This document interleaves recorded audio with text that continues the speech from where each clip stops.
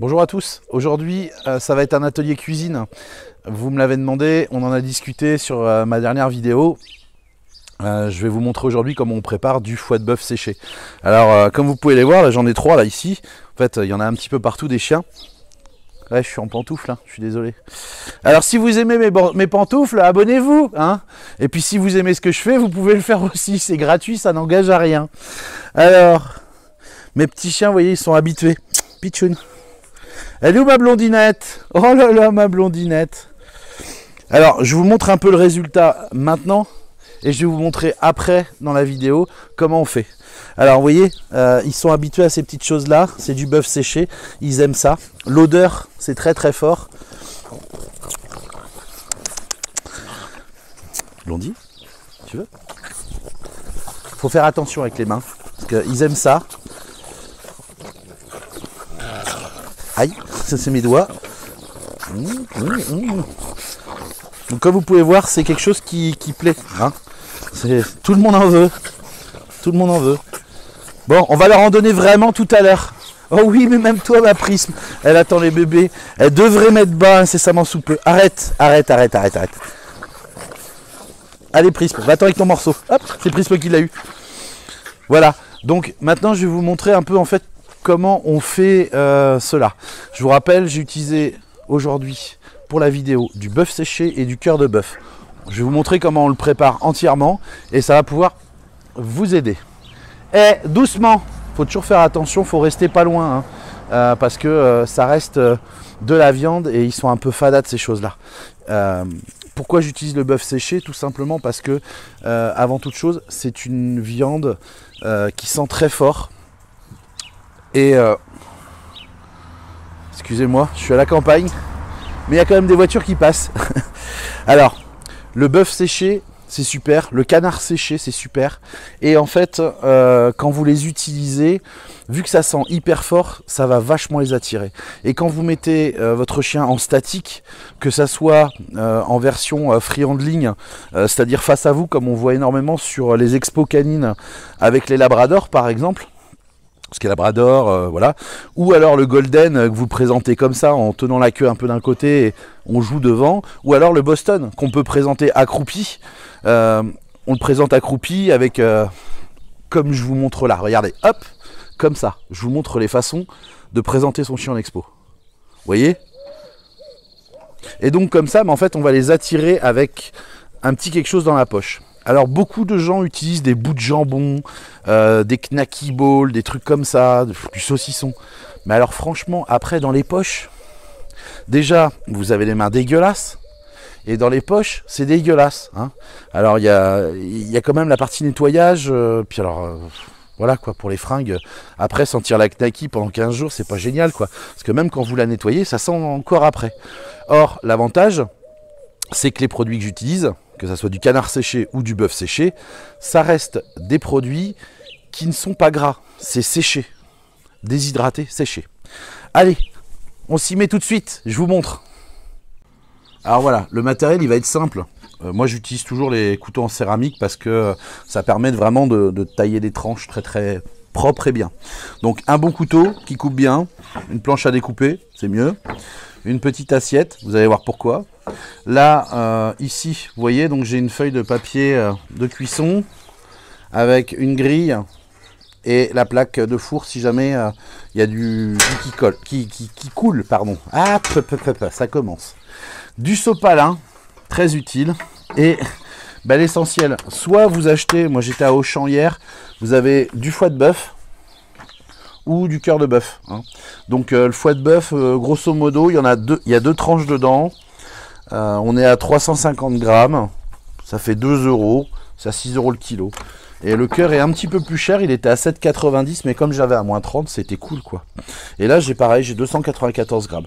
Donc on reste quand même sur des quantités qui sont pas énormes, mais c'est largement suffisant parce que l'intérêt en fait, vous allez utiliser le foie de bœuf séché ou le cœur de bœuf en fait pour l'entraînement des chiens, et après vous n'avez plus l'utiliser sauf pour les expos. Et là il n'y a pas besoin de leur en donner 50 parce que des fois je vois en expo Ils sont tellement... les chiens, ils sont gavés, en fait. Et c'est une erreur, en fait. Faut pas les gaver. Vous leur en donnez un petit peu. Faut les forcer à venir... vous leur mettez... Vous voyez, faut mâchouiller un petit peu, en fait. Je fais gaffe, ça reste quand même un couteau en céramique. Donc, j'ai pas envie d'y laisser un doigt. Donc, le principe, il est simple. Vous voyez, hop. Je mets ma tranche. Je vais prendre du sopalin. Pas avoir peur, le sopalin, c'est pas ce qui coûte cher. Bon, moi j'ai pris la vraie marque sopalin parce que au moins ça éponge vraiment bien. Je viens regarder un peu plus près, ça sera mieux. Je viens vraiment appuyer dessus pour absorber au maximum tout le sang qu'il peut y avoir à l'intérieur. Je vais en remettre encore un peu. Hop. Il faut vraiment absorber au maximum parce que le but c'est de faire du foie séché, vous voyez. Et je l'écrase un peu avec le poing comme ça. Ça permet vraiment de prendre tout, quoi. Voilà. Et là on est sur un produit un peu plus sec. Je retourne mon sopalin. C'est pas que ça coûte cher, mais bon. Et là déjà il dégouline un peu moins, hein. Il fait déjà un peu plus propre, vous voyez. Je le mets là pour l'instant. Mais c'est pas fini. Quand il y en a plus, il y en a encore. Il faut toujours se méfier. Je vous dis, j'ai été tellement surpris de voir tout ce que ça ressort après à la cuisson. C'est impressionnant. Hein. Puis vous voyez, là l'assiette était propre. Regardez, venez voir. Vous voyez comment ça fait? Donc il en reste encore. Hein. Je sais pas si vous voyez. Donc voilà, en gros, on va continuer. On va vraiment bien le... On va vraiment l'éponger parce qu'il faut plus qu'il y en ait du tout, idéalement. Donc on prend un peu son temps quand même. Vous savez, hein, le principe, on prend le temps de vivre. Alors il faut savoir, vous voyez, là on est à, comme je vous disais à peu près pour le foie de bœuf, on était à 6 € le kilo. Il est possible d'en acheter du tout prêt, comme ça, en expo. Ça vaut 25 € le kilo. Là, ça va pas me coûter 25 € le kilo, quoi. Donc, vous voyez, c'est tout simple. Une fois que j'ai fait comme ça, alors comme j'ai pris des tranches, j'ai pas besoin de m'embêter à les retailler, vous voyez. Ce que je vais faire d'abord, c'est qu'on va le mettre en cuisson. Je vais vous montrer. Vraiment très léger, en fait, le but c'est de sécher. Et après, on ira tailler des petites lamelles, des petits bouts, je vous montrerai quand même. Il y a tout un protocole à faire. Hein. Donc là, j'ai fait ma première. Hop.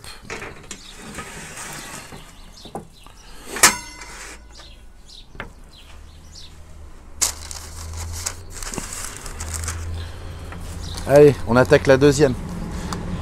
Faut pas avoir peur d'en faire beaucoup. Je vous explique pourquoi. C'est que moi j'en fais toujours un peu trop. Mais après ça va au congélateur. Je vais vous le montrer, vous allez comprendre. C'est ce qui est top. Et en fait, vous essayez d'amortir par rapport toujours en réfléchissant bien. Je paye pas l'électricité moins cher que vous. Hein. Il n'y a pas de problème là-dessus, je la paye le même prix que vous.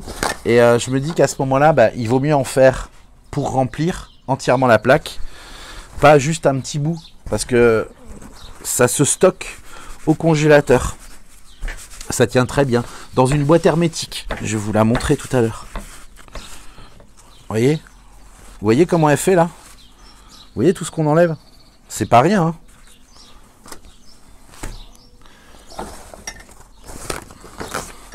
Alors c'est pas plus sale qu'autre chose, hein.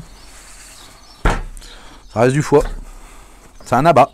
Vous savez quand vous faites les brochettes l'été, hein, vous en utilisez aussi. Hein. Vous en mangez, mais les gens le voient pas comme ça parce que il est tout prêt, quoi. C'est pas mal là. C'est pas mal. Hop.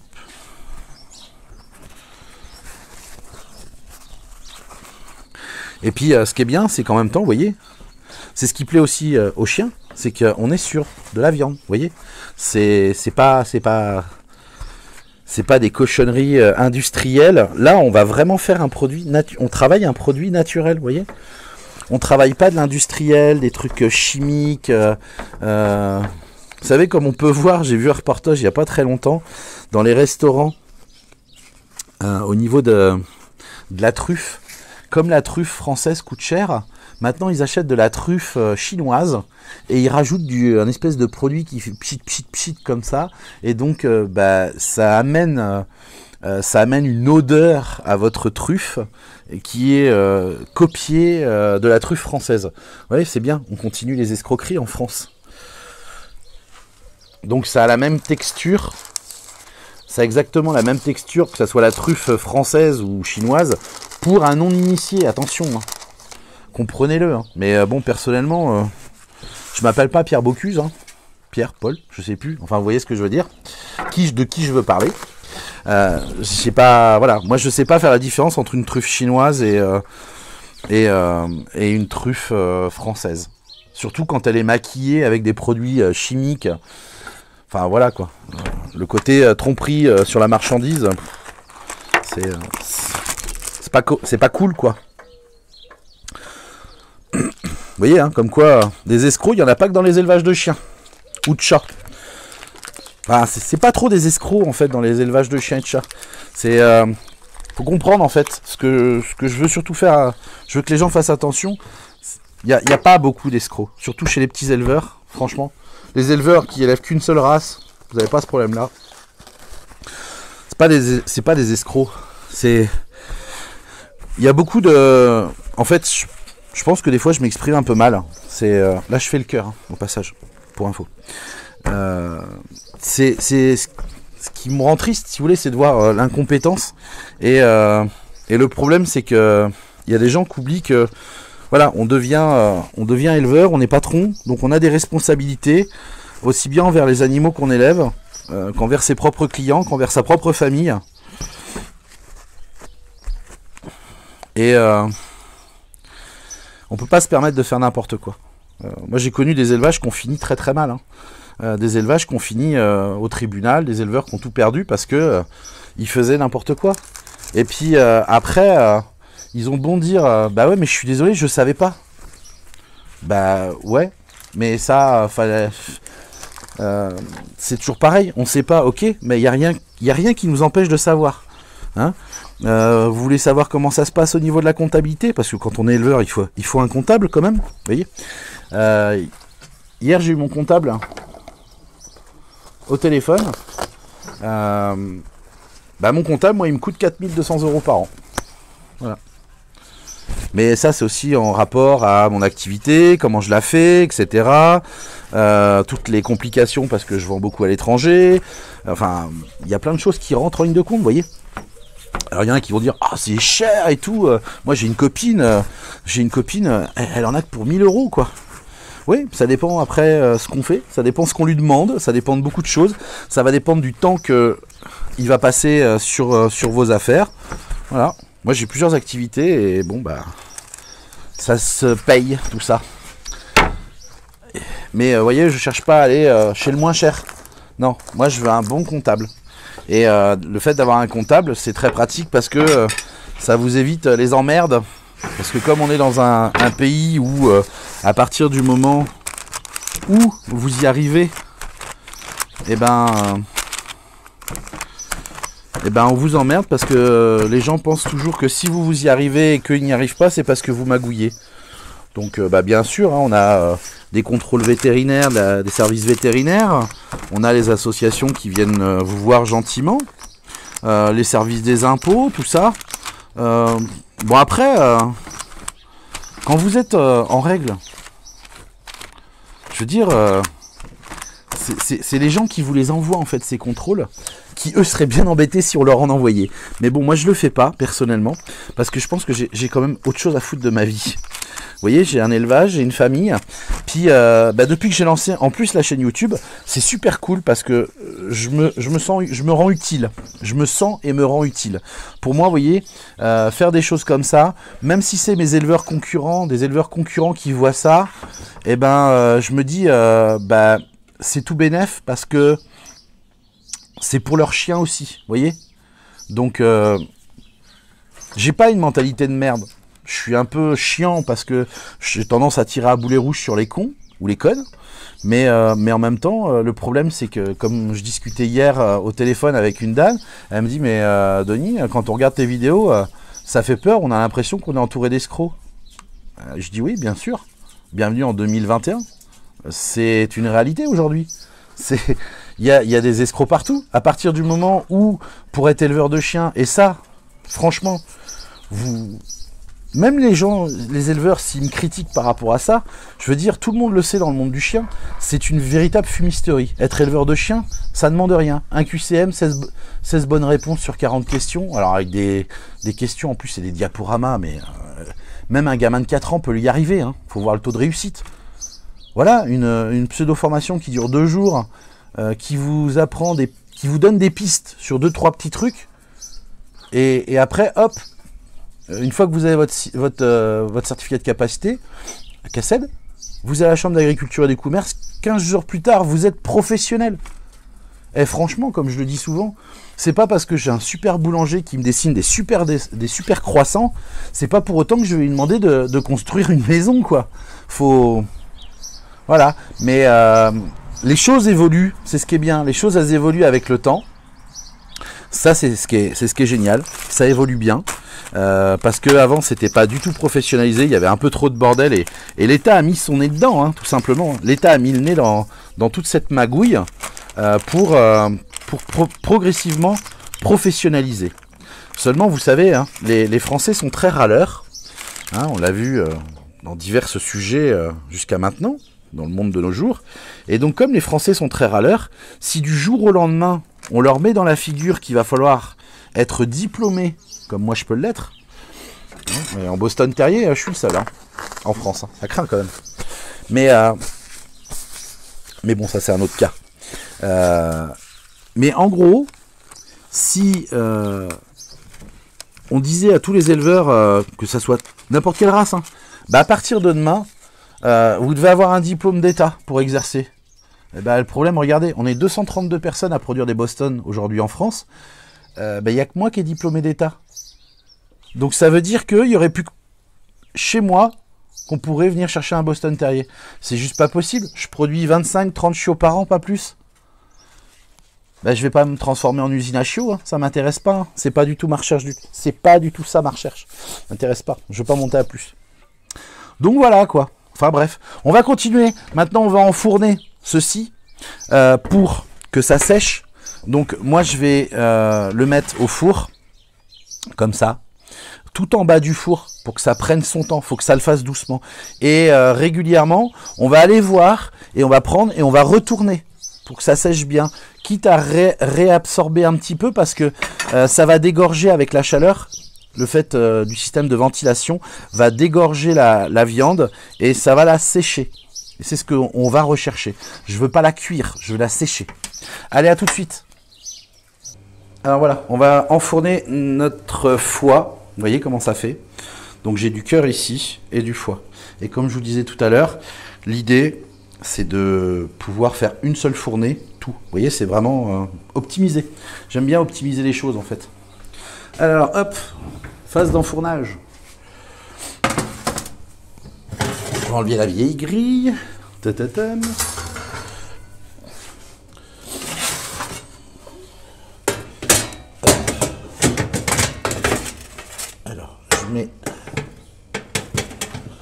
Je mets vraiment en bas en fait, quand vous regardez, vous voyez, je mets en bas et je mets le bac qui va pouvoir récupérer s'il y a du jus ou quoi que ce soit en bas.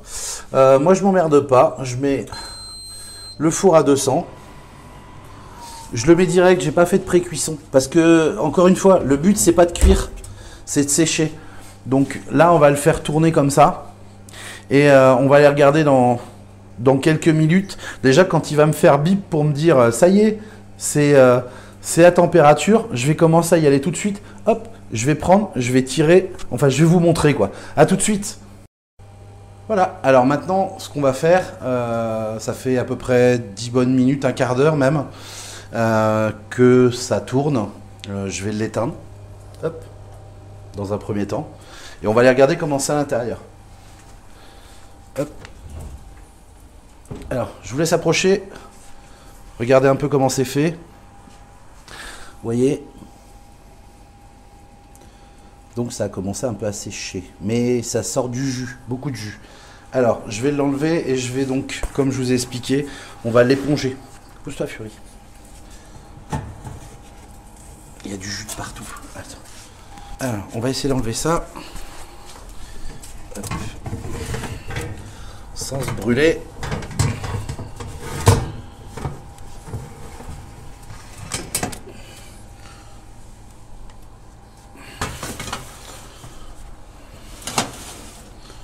Tac.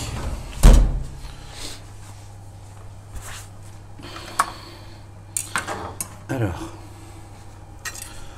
Paf. Vous voyez, j'enlève tranquillement la viande. Hop, je la remets là. Tac. Vous avez vu comme ça sort le jus là? Je sais pas si vous voyez tout le jus qui sort.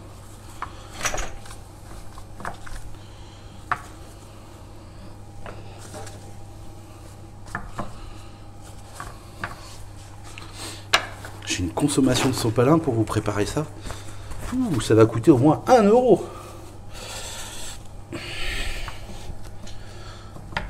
Voilà, hop. C'est important hein, de bien les éponger. Sinon, vous aurez quelque chose qui va vous dégouliner dans la poche après. Vous voyez? Et c'est pas ce qu'on recherche. Faut pas que ça dégouline dans la poche. Tac, très bien. Je vais reprendre ma petite assiette de tout à l'heure. Hop. Tac. Hop. Je vais la mettre là. On va aller chercher la deuxième pièce. Hop. Je sais pas si vous voyez bien. Vous voyez, ça coule quand même pas mal. Hein. Ça dégorge.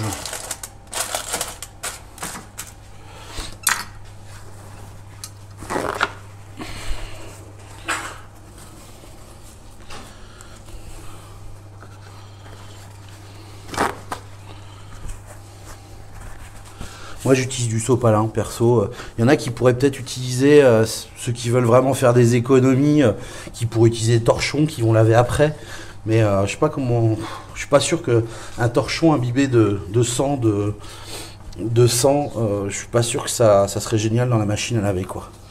Donc, bon, le sopalin, c'est parce que ça coûte non plus quoi. Moi je préfère utiliser du bon sopalin en plus, comme ça absorbe bien. Parce que les sopalins premier prix, c'est pas génial quoi. Toujours le même principe, hein, les économies de bout de chandelle, je sais pas faire. Moi, je veux du résultat, le résultat final. Vous voyez comment ça fait? On est déjà sur quelque chose d'un peu plus... ça reste quand même relativement sec, déjà. Bon, il y a encore un peu de jus dedans, hein, faut pas se leurrer. Hein. Là, ce que je vous montre, faut comprendre, c'est que on va le faire... je vais quand même le faire 2 fois. Je vais quand même le faire 2 ou 3 fois, ce principe de prendre, enlever, bien absorber le sang et le remettre après. Donc voilà, je continue. En fait, dans le principe, c'est simple. Hop. Tac. Je vais aussi enlever mon papier parce qu'il est... Voilà. Moi, je le fais comme ça. Hein. Après, je force pas les gens à faire exactement pareil. Tac. Tac. Donc là, en fait, on va remettre un autre papier sulfurisé. Je vais vous montrer, tout simplement. À tout de suite. Alors voilà, on va remettre donc la plaque. Hop là. Même endroit que tout à l'heure. Là, il me reste un peu de sopalin qui avait absorbé pas mal, mais pas tout. Ouais, j'arrête pas de me prendre la tête dans ces produits-là. Hop, faut que je fasse attention. Donc là, j'enlève avec mon sopalin qui me reste de l'absorption. Le jus qui était dedans, ça évitera d'en mettre partout. Hein. Tac, voilà. Hop, là, elle n'est pas trop chaude, ça va. Hop, je la remets juste en dessous. Tac, on remet tranquillement. Mais je vais le mettre pas longtemps à 200, juste aller 5 minutes et après je coupe. Et là, je vais attendre à peu près 10 minutes de plus et je vais refaire exactement ce que je viens de vous montrer. Je prends mes morceaux de viande, je les sors, je les éponge bien pour absorber tout le sang qu'il y a dedans, pour les sécher vraiment. Et une fois que j'aurai fait ça, le nombre de fois nécessaire, alors je vous rappelle que mon four est à 200 degrés, c'est un four à chaleur tournante, hein, c'est ventilé, chaleur tournante, et il est tout en bas, hein, parce que le but c'est pas que il faut pas qu'il y ait une vraie cuisson en fait. Et une fois que j'aurai fait ça de façon répétée plusieurs fois, le temps que ça soit parfait, alors par rapport à ce que je recherche, moi je vais le faire 2 fois ou 3 fois maximum. Et une fois que ça sera fait, ça, je vais vous montrer je vais vous montrer en fait. Donc là, on va passer sur les phases, pas la dernière phase, mais quasiment. Allez, à tout de suite. Voilà, donc là maintenant, je viens de vérifier. Je vais vous montrer ce que ça donne. On va pouvoir voir. Vous voyez, c'est quand même bien sec déjà. Ça a bien séché. Alors, tac. Ah, je vais enlever tout ça directement. Je vais mettre la plaque là.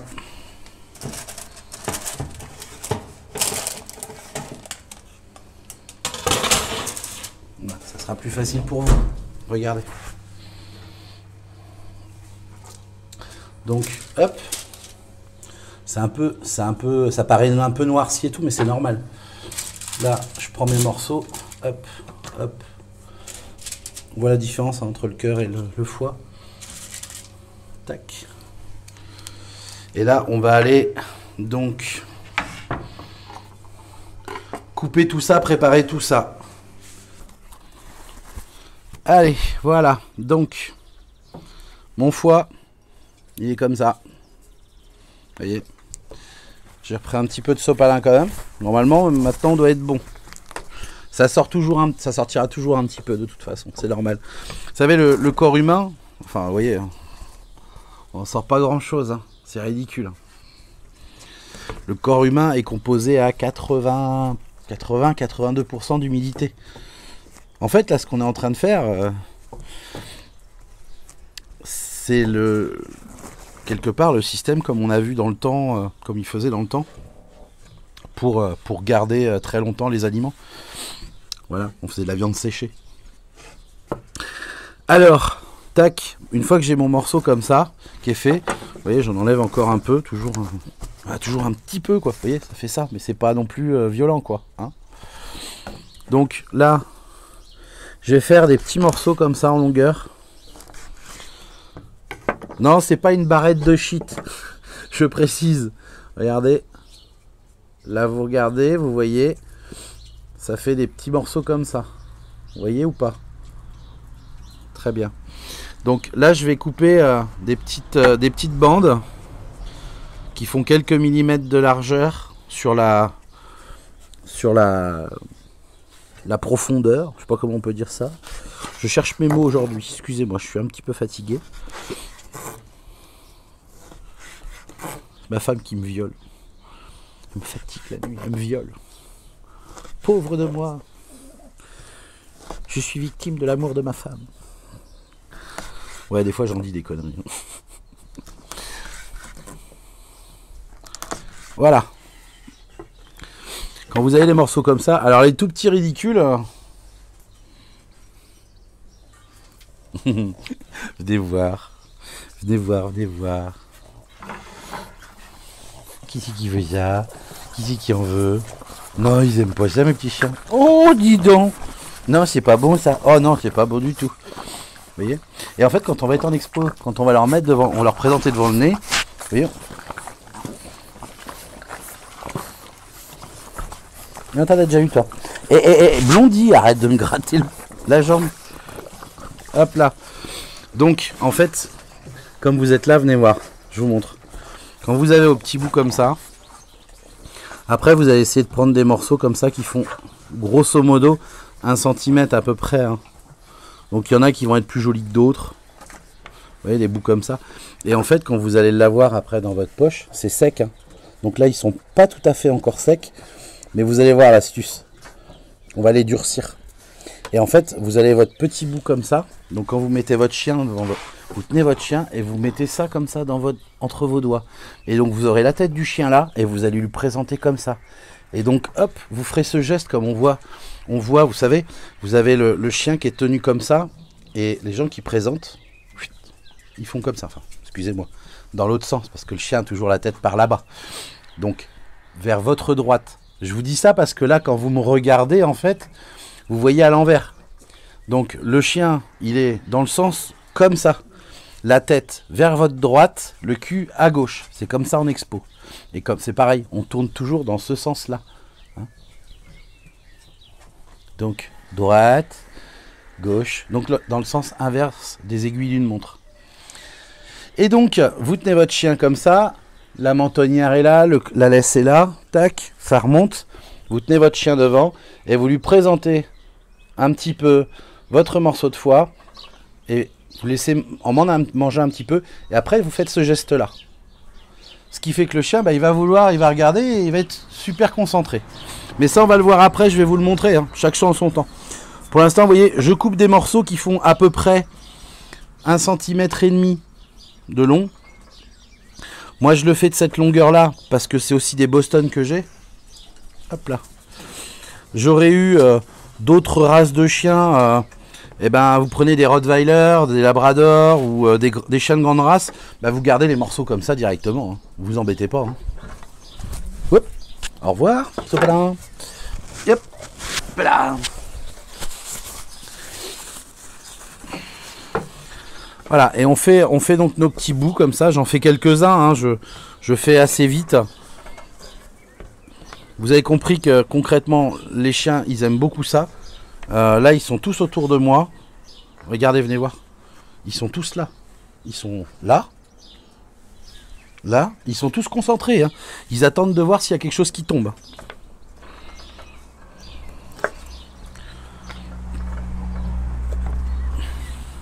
Voilà. Et quand on a fait notre foie,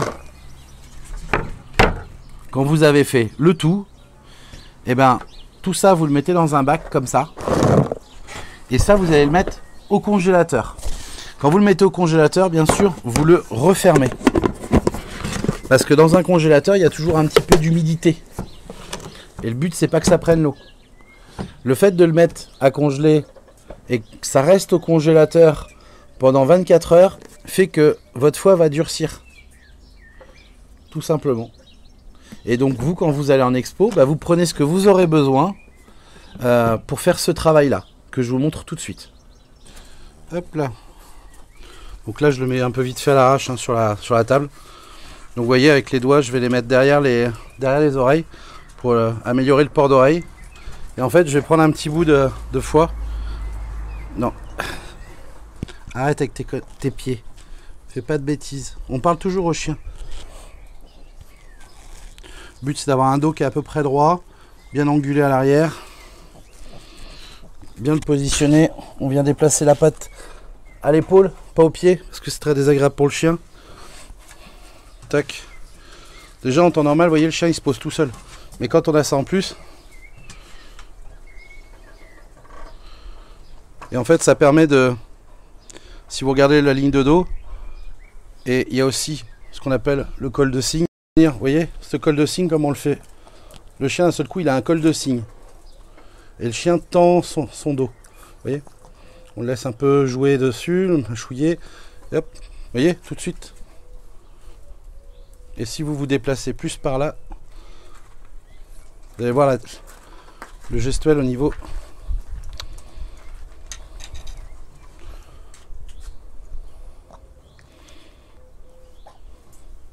C'est simple à faire, hein, vous voyez.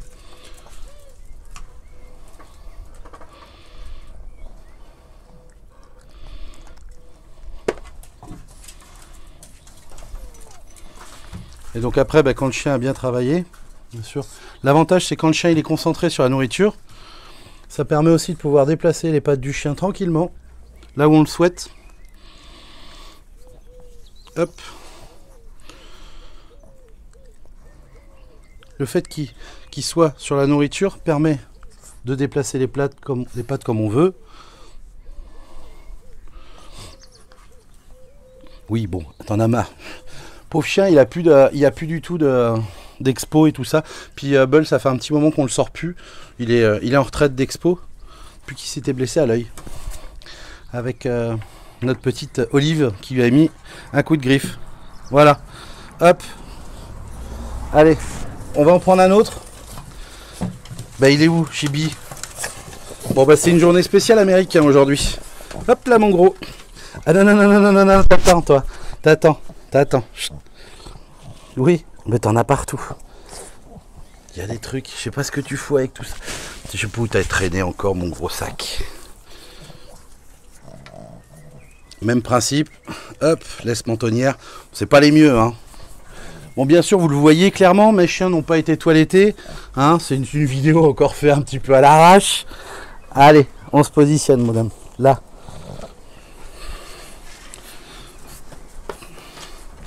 Arrête de faire l'idiot. Bah, là, t'es pas beau comme ça. Hein.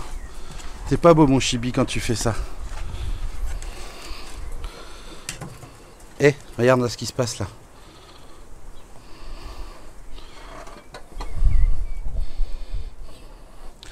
Bon, là, pour l'instant, je cale les pattes.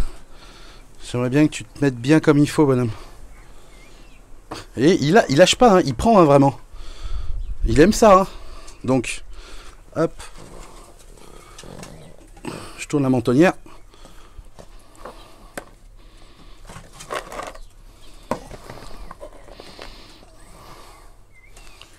Vous voyez d'un seul coup comment ça change tout.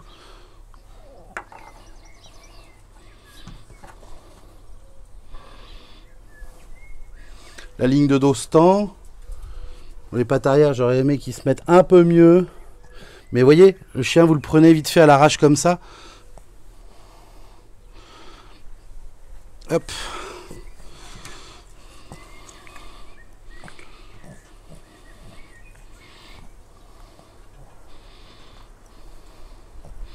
Bon, il faut savoir qu'à la base, Chibi, c'est un chien qu'on ne travaille pas à la nourriture. Chibi est un chien qui est travaillé avec des jouets seulement. Donc là, le travailler à la nourriture, c'est encore... Non, ça se mange pas. Ça se mange pas. Par contre, vous voyez comme il est super attentif.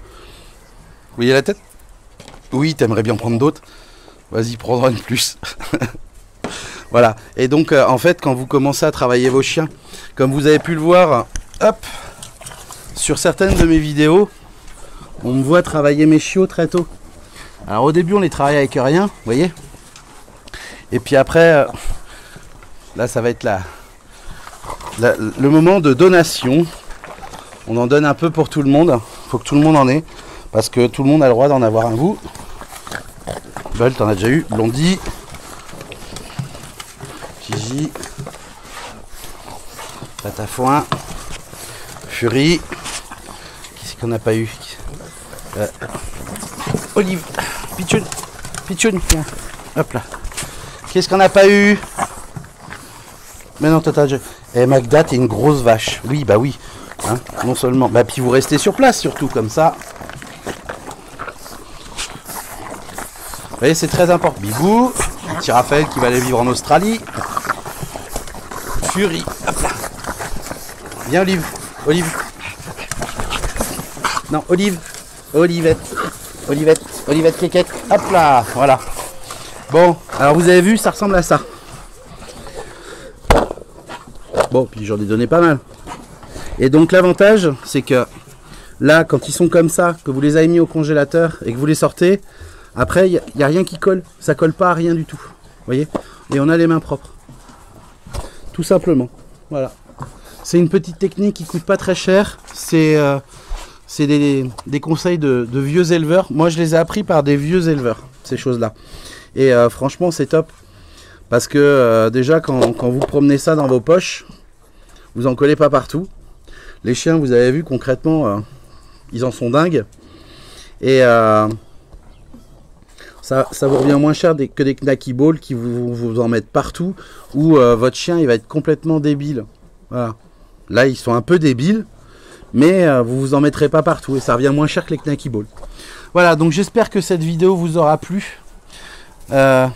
Si ça vous a plu, un petit pouce vers le plafond, comme dirait notre ami Docteur Peinture. Un petit pouce vers le plafond. Et puis, abonnez-vous, likez, partagez. Et je vous dis à très bientôt. Et si vous avez des questions, vous me les mettez en commentaire. À bientôt. Salut.